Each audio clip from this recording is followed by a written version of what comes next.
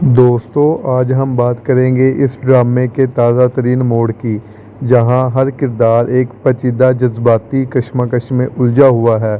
نشوہ کو ہر کوئی سمجھانے کی کوشش کر رہا ہے، خاص طور پر اس کی بھابھی، جو بار بار اسے صحیح راستے پر لانے کی کوشش کر رہی ہے، مگر نشوہ جیسے کسی کے سننے کے موڈ میں ہی نہیں ہے۔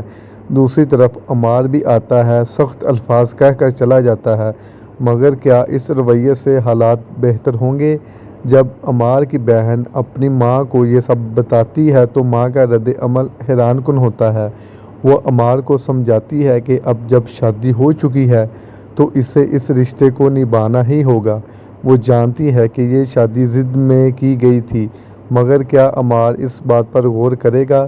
شاید نہیں، کیونکہ وہ پہلے ہی اس رشتے سے لاتعلق ہو چکا ہے اور اس کی ماں بھی یہ بات جانتی ہے۔ بسمہ کے لیے مشکلات میں اضافہ ہو رہا ہے۔ ادھر بسمہ کے لیے حالات مزید پیچیدہ ہو رہے ہیں۔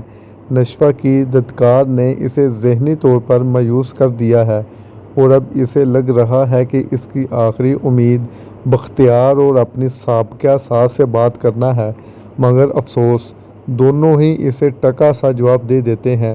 حقیقت تو یہ ہے کہ وہ پہلے سے ہی بسمہ سے بدلہ لینا چاہتے تھے۔ بختیار کی چال اور بسمہ کی بے بسی۔ بختیار کی سازش کامیاب ہو چکی ہے اور وہ بسمہ کو بے بس دیکھ کر خوش ہو رہا ہے۔ دوسری طرف عاصم بھی بسمہ کے معاملات کی وجہ سے شدید پریشان ہے۔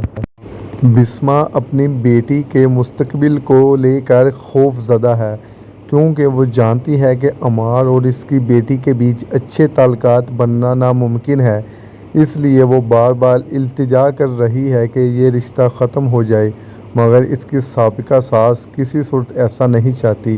اب سوال یہ ہے کہ کیا عمار واقعی اپنی ماں کی باتوں پر غور کرے گا؟ کیا بسمہ کو کہیں سے انصاف ملے گا؟ اور کیا نشوہ کا رویہ بدلے گا؟ آپ لوگوں کی اس بارے میں کیا رائے ہے؟ کمنٹ باکس میں لازمی بتائیے گا۔ اگر آپ کو ہماری آج کی ویڈیو پسند آئی ہو تو ویڈیو کو لائک اور چینل کو سبسکرائب ضرور کر دیجیے گا۔ اب ملتے ہیں نیکسٹ ویڈیو میں، تب تک اپنا اور اپنے پیاروں کا خاص خیال رکھیں۔ شکریہ۔